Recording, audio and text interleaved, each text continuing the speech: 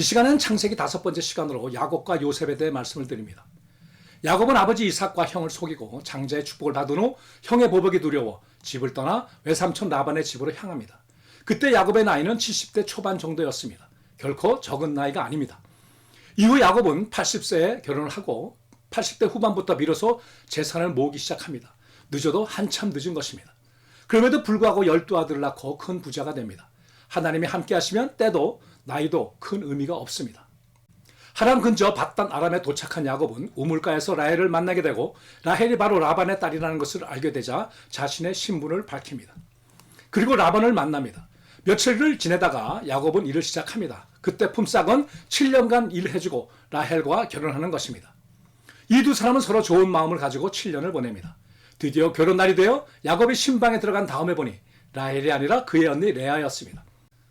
라반에게 항의하자 라반은 다시 7년을 일한다는 조건으로 라헬과 결혼하라는 제안에 우선 라헬과 결혼하고 다시 7년을 보냅니다. 그 사이 첫 아들 루벤을 시작하여 11번째 아들 요셉이 태어납니다.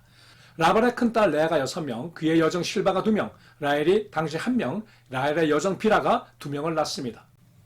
아버지는 1명인데 어머니가 4명입니다. 결국 가정의 비극이 됩니다. 두 부인을 위해 14년을 보낸 야곱은 다시 6년간 자신의 재산을 모으기 위해 열심히 일합니다. 이 기간 동안 하나님의 도우심으로 큰 부자가 됩니다.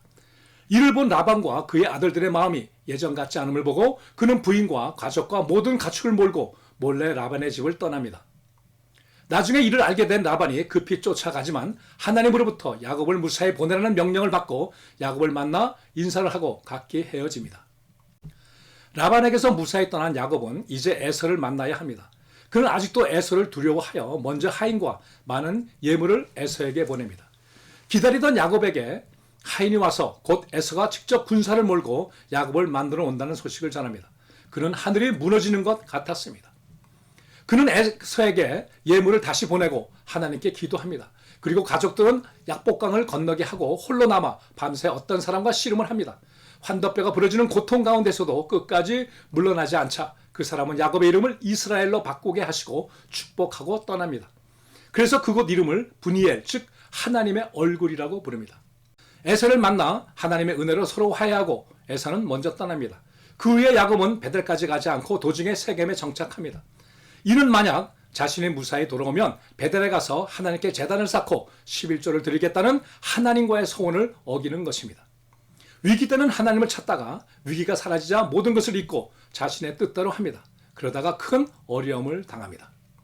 어느 날 야곱의 외동딸 디나가 마을로 놀러 갔다가 그곳 추장 세겜에게 욕을 당합니다. 이 말을 들은 둘째 아들 레위와 셋째 아들 시므온이 야곱과 상의도 없이 세겜의 마을 사람들에게 할례할 것을 요구합니다. 세겜은 그들의 말을 듣고 온 마을 사람들에게 할례를 명합니다.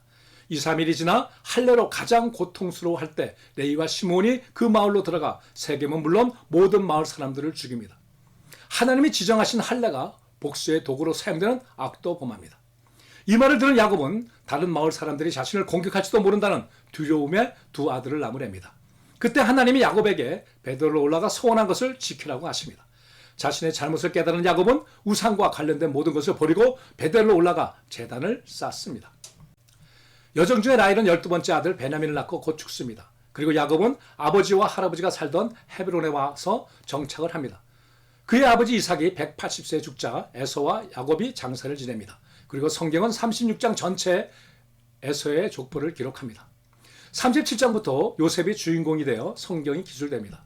요셉은 자라면서 항상 채색 옷을 입는 등 아버지의 사랑을 독차지하므로 형들의 미움을 삽니다.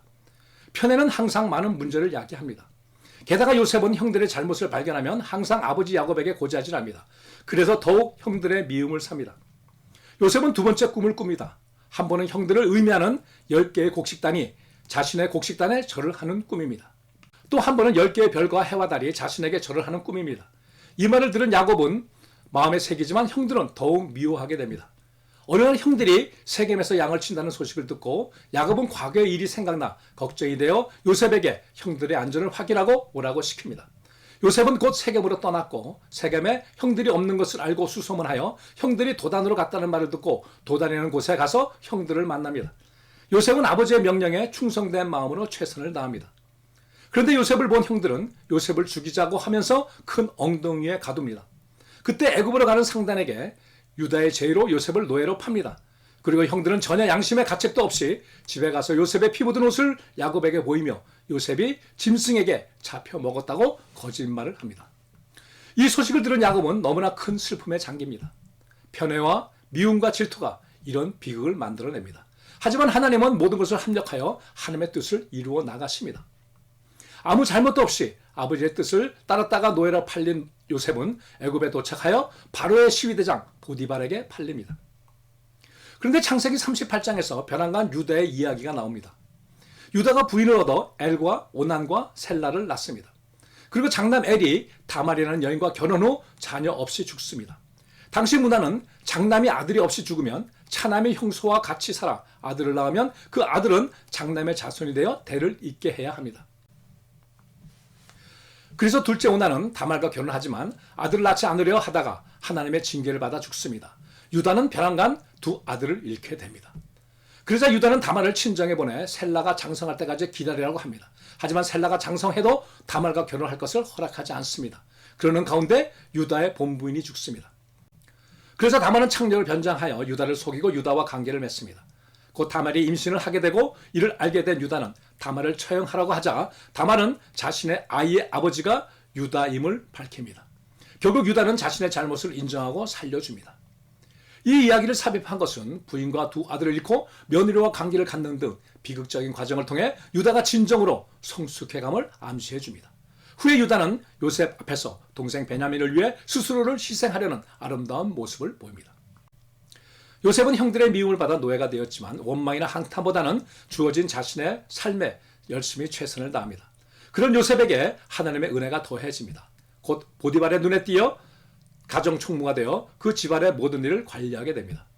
열심히 살아가는 요셉에게 보디발의 아내가 접근합니다.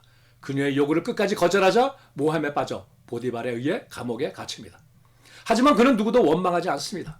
모든 것이 하나님의 섭리임을 깨닫고 다시 열심히 일함으로 감옥의 총무가 되어 재반의 업무를 관리합니다. 보디발의 집에서 그리고 더욱 큰 감옥에서의 경험이 나중에 한나라를 다스리는 데 큰 밑거름이 됩니다. 하나님은 어떤 환경에서도 하나님의 뜻을 펼쳐나갑니다. 우리의 할 일은 묵묵히 하나님만 바라보며 주어진 일에 최선을 다하는 것입니다. 술 맡은 관원장과 떡 맡은 관원장 두 고위 관리가 감옥에 들어옵니다. 그들이 어느 날 꿈을 꾸었고 그 꿈을 요셉이 해석해 줍니다. 그리고 그 꿈의 해석대로 떡 맡은 관원장은 죽고 술 맡은 관원장은 복직됩니다. 그때 요셉은 자신에게 죄가 없으니 구해달라고 부탁을 했고 그는 승낙했지만 곧 잊어버립니다. 이도 하나님의 섭리입니다. 만약 그때 그가 감옥에서 노임을 받았다면 야곱에게 돌아가 평범한 삶으로 생을 마치게 되고 하나님의 원대한 계획이 이루어지지 않습니다. 다 때가 있습니다. 우리가 스스로 그때를 결정하고 애쓰는 일이 없어야 합니다. 하나님의 때까지 인내하며 기다리는 믿음이 필요합니다. 애굽의 왕 바로가 두 번의 꿈을 꿉니다. 좋은 이삭 7개가 나중에 나온 바싹 마른 7개의 이삭에게 먹히는 꿈과 7마리의 살찐 소가 7마리의 비쩍 마르고 흉악한 소에게 먹히는 꿈입니다. 아무도 이 꿈을 해석하지 못하게 되자 술 맡은 관원장이 요셉을 기억하고 바로에게 추천합니다. 요셉은 그 꿈을 듣고 앞으로 7년 동안 풍년이 오고 그 뒤 7년 동안 엄청난 흉년이 온다는 꿈의 해석과 함께 이를 해결하기 위해 풍년에 많은 곡식을 비축해 놓으므로 흉년을 대비해야 한다고 제안합니다. 아마 성경에는 자세히 기록되지 않았지만 요셉이 놀라운 지혜로 훌륭한 방법을 제시했을 겁니다. 그러자 바로는 요셉의 지혜와 해결 방법을 듣고 그를 곧 애굽의 총리로 임명합니다. 그보다 높은 사람은 애굽 왕 바로뿐입니다.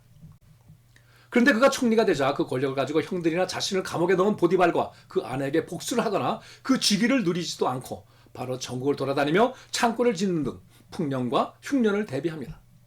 그는 자신이 지나온 길과 이런 성공이 모두 하나님의 섭리임을 깨닫고 모두를 용서할 뿐 아니라 더욱 겸손해지고 자신의 사명에 충실합니다.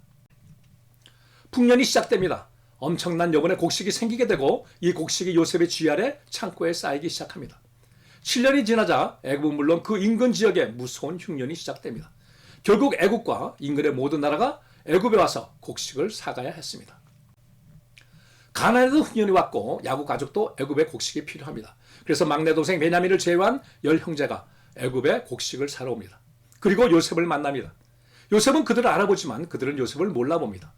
요셉은 이미 그들을 용서하고 있지만 그들을 시험합니다. 요셉이 형들을 첩자라고 의심하자 그들은 자신들의 가족 이야기를 하며 평범한 사람임을 강조합니다. 그런데 요셉이 그들의 말을 증명하기 위해 이 자리에 없는 막내 동생을 데리고 오라고 합니다. 그리고 그때까지 시므온을 인질로 잡습니다. 시므온이 잡힌 채로 곡식을 사가지고 돌아가던 그들은 그들이 지불한 돈이 곡식 자루에 그대로 들어있는 것을 보고 정말 놀라며 걱정합니다. 집에 온 그들은 야곱에게 사실대로 이야기하자 야곱은 화를 냅니다. 막내를 애굽에 보냈다가 막내까지 잃을 것을 걱정하는 것입니다. 얼마가 지나자 그들이 사온 곡식이 떨어집니다. 할 수 없이 야곱은 막내를 다른 아들들과 함께 애굽으로 보냅니다. 형들과 동생 베냐민을 만난 요셉은 너무 감정이 격해 몰래 가서 울고 나온 후 그들과 함께 식사를 하고 그들에게 양식을 주어 돌려보냅니다. 무사히 애굽을 떠나려는데 군인들이 찾아와 요셉의 은잔을 찾습니다. 조사해 보니 베냐민의 자루에서 그 은잔이 발견됩니다. 모함입니다. 군인들은 형들에게는 집으로 돌아가라고 하며 베냐민만 잡아갑니다. 그런데 형들이 모두 다 같이 베냐민을 따라 애굽으로 갑니다. 요셉을 만난 형들은 자신들의 결백을 주장합니다. 하지만 요셉은 계속 베냐민만 남기고 다 가라고 합니다. 이때 유다가 앞으로 나섭니다. 그리고 요셉을 잃고 베냐민을 사랑하며 살아온 아버지 야곱을 위해 자신의 베냐민 대신 노예가 되겠으니 베냐민을 풀어달라고 간청합니다. 이 말을 들은 요셉은 형들이 진정으로 변했음을 알고 자신의 정체를 알립니다. 그러자 요셉을 노예로 판 형들은 너무 놀라며 또한 너무 두려워합니다. 그때 요셉은 자신을 이곳에 보낸 분은 바로 하나님이라고 하십니다. 하나님은 이때를 위해 미리 자신을 애굽으로 보냈다고 하면서 형들의 죄를 용서합니다. 하나님의 사랑과 은혜를 진실로 깨달은 사람만이 할 수 있는 행동입니다. 그리고는 그들을 보내며 아버지 야곱과 온 가족이 애굽으로 이주할 것을 부탁합니다. 아직 흉년이 5년이나 남았으니 자신이 모든 가족을 돌보겠다고 합니다. 애굽을 떠나 가나안에 도착한 그들은 야곱에게 요셉이 살아있음을 알리고 야곱은 너무 놀라며 기뻐하고 애굽에 이주를 결정합니다. 그리고는 모든 가족 70여 명이 애굽으로 이주해 옵니다. 애굽에서 바로와 만나는 곳 고셀이라는 곳에 가족들이 정착하여 무사히 흉년을 보냅니다. 계속해서 성경에는 흉년에 대처하는 요셉의 이야기가 나옵니다. 처음에 사람들은 돈으로 요셉에게서 양식을 삽니다. 돈이 떨어지자 양이나 가축을 양식과 바꾸게 되고 결국 자신의 땅을 양식과 바꿉니다. 그리고 이렇게 땅을 잃은 사람들은 나중에 그 땅을 다시 나라로부터 빌려 사용 후 임대료를 내는 소장농이 됩니다. 그리고 요셉은 이 교환에서 얻은 모든 돈과 가축과 집과 땅을 바로에게 바칩니다. 결국 이 흉년을 계기로 애굽은 막강한 힘을 갖는 국가로 성장합니다. 이렇게 해서 얻어진 애굽의 강력한 힘은 이웃 나라에 영향을 미치며 바벨론에 의해 애굽이 망할 때까지 1000년 이상 지속됩니다. 이런 요셉의 행동을 비난하는 사람들도 많습니다. 바로에게 편승하여 가난한 사람들의 재산을 빼앗아 절대 군주 국가를 만들었다는 것입니다. 하지만 당시의 형편을 보면 국가가 막강한 힘을 갖지 못하면 다른 나라의 침략을 받아 국가 자체가 무너지고 국민은 모두 죽거나 노예가 됩니다. 그래서 요셉은 바로와 애국 사람들을 위해 그리고 그 안에서 거주해야 하는 자신의 민족을 위해 이런 일을 한 것입니다. 이도 하나님의 뜻입니다. 야곱은 애굽에서 10년을 살다가 죽음이 가까우자 요셉에게 자신을 그의 조상들이 묻힌 막벨라 굴에 장사 지낼 것을 부탁합니다. 그리고 요셉의 두 아들 므낫세와 에브라임에게 축복하면서 에브라임을 장자로 인정합니다. 계속해서 야곱은 아들들을 불러놓고 한 사람씩 암단에 대한 예언을 합니다. 가장 큰 축복은 요셉과 유다가 받습니다. 그리고 서모 즉 아버지의 척과 관계를 가진 장남 루벤과 거친 성품을 가진 레위와 시므온은 저주를 받습니다. 다행히 레위는 제사장 지파가 되어 구원을 얻지만 시므온 지파는 계속 악을 행하다가 나중에 유다 지파에 소속되어 결국 사라지고 맙니다. 나머지 아들들에게도 다양한 예언을 했고 모두 예언들을 이루어집니다. 야곱이 147세에 죽습니다. 그러자 요셉이 직접 그의 장사를 지내고 그의 시신을 그의 유언대로 가나안 막벨라굴에 매장합니다.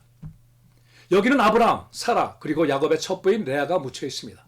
야곱의 두 번째 부인 라헬은 베들레헴 근처에 묻혔습니다. 야곱이 죽자 요셉의 형들은 다시 두려워집니다.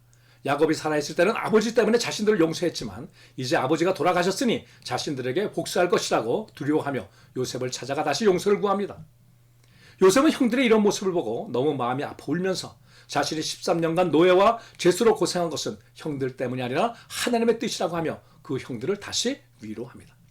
이 모습은 우리를 끝까지 사랑하시고 용서하시는 예수님의 모습이고 형들의 모습은 예수님이 십자가의 은혜로 우리의 모든 죄를 용서해 주셨지만 그 용서를 믿지 못하고 지은 죄에 대한 죄책으로 걱정하며 괴로워하는 우리의 모습입니다. 우리는 모든 죄를 용서받았습니다. 따라서 과거, 현재, 미래에 지은 죄에 대한 저주나 하나님의 심판은 없습니다. 우리는 이를 믿어야 됩니다. 다만 우리가 부족해서 죄를 지을 때마다 모든 죄를 용서해 주신 하나님의 사랑에 보답하지 못하고 여전히 죄를 짓는 자신의 연약함에 가슴 아파하는 마음으로 회개하고 다시 마음을 가다듬고 기도하며 성령의 도움으로 죄와 싸워나가는 것이 우리의 책임입니다. 요셉도 나이가 들어 죽음을 앞두고 하나님의 때가 이르러 그들의 후손이 애굽을 떠나게 될 때 자신의 뼈도 같이 가져갈 것을 유언합니다. 그리고 그의 나이 110세에 세상을 떠납니다. 나중에 이스라엘 백성들은 이 유언에 따라 가나안에 들어가 요셉 자손이 가나안 땅에서 배당을 받은 지역 중 하나인 세겜에서 창세를 지냅니다. 요셉이 죽는 사건을 마지막으로 창세기가 끝납니다. 창세기는 인류의 모든 시작이 기록된 책입니다. 이 창세기를 충분히 이해하는 것이 온 성경을 이해하는 기초가 됩니다. 다음 시간부터 출애굽기에 대해 말씀드립니다. 계속해서 많은 기도와 관심을 부탁드립니다.